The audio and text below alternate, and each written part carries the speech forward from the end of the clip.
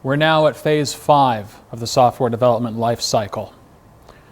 What we have is so far an application that has been defined in step 1, designed in step 2, programmed in step 3, and successfully passed the testing of step 4. Now it's time to implement it, by which we mean make it available to the public. If it's an HTML5 application, it's as simple as making the website available to the public. However, for hybrid or native applications, we need to upload these to the different app stores. Let's talk about what that entails.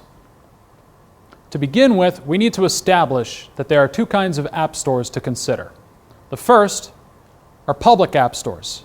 To get into these app stores, all you need to do is meet the requirements that the different companies operating them put out, and in order to access and download apps from them, have a device that is allowed to download from it.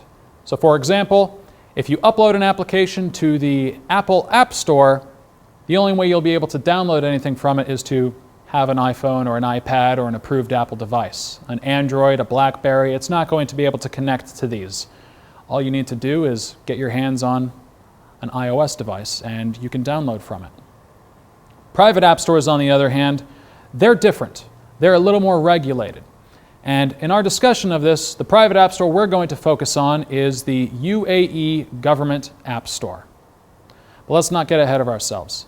Let's first begin by looking at some public app stores, specifically starting with Apple. Now, Apple has a number of requirements that need to be satisfied. Some of them are shared with other providers, such as Google. Some of them are a little different.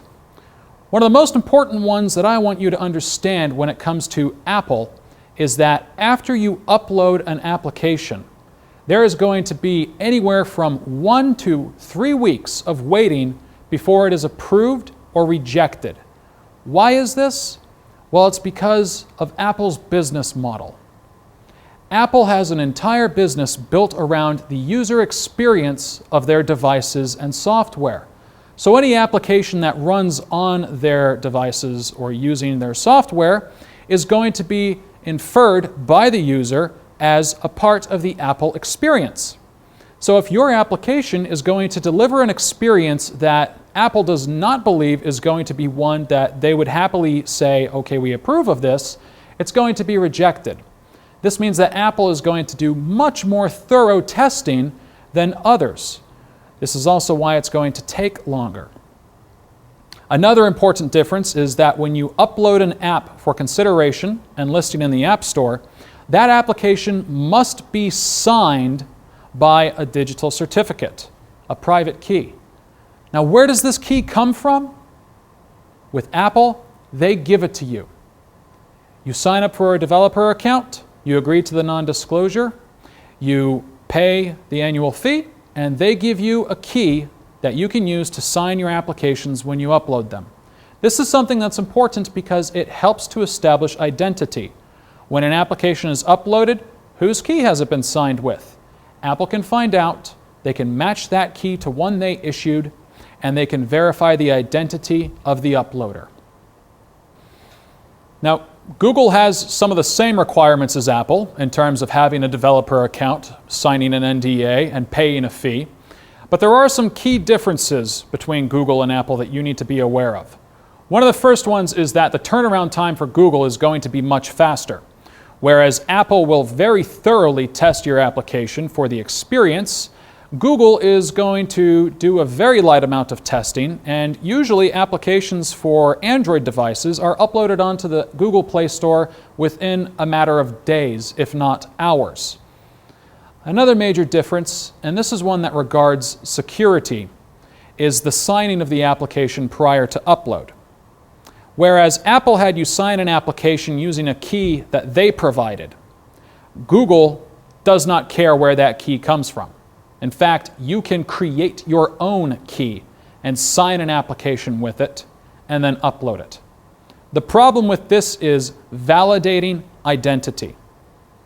If you, in the real world, asked someone to give you some form of identification and they gave you a business card, you wouldn't really be able to trust that the name and information on that card is accurate. Why is that? Well, we know it's because that anybody can go and have business cards created to say whatever it is that they want it to say. However, if they handed you an Emirates ID or a passport, you would trust that much more. And that's because not anyone can go out and just create an Emirates ID or a passport. You are trusting the issuing organization when someone gives you some piece of identity to prove who you are. In the case of an Emirates ID, you are trusting Emirates ID. A passport, you are trusting the foreign government that issued that passport. Business card, you're going to trust some printing shop is vouching for that person's identity.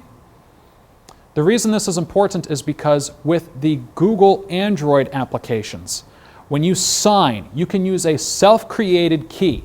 That is the software equivalent of a business card. You can create a key that says, I am the Ministry of Foreign Affairs, for an account that says, I am the Ministry of Foreign Affairs. So when you upload an application and a user goes to download that application, what they will see is an app listed that says, from the Ministry of Foreign Affairs. But is it really? How do you know that it's not a malicious application that will begin to steal your data after you download it and install it? Well, that's where solutions such as the UAE App Store comes into play.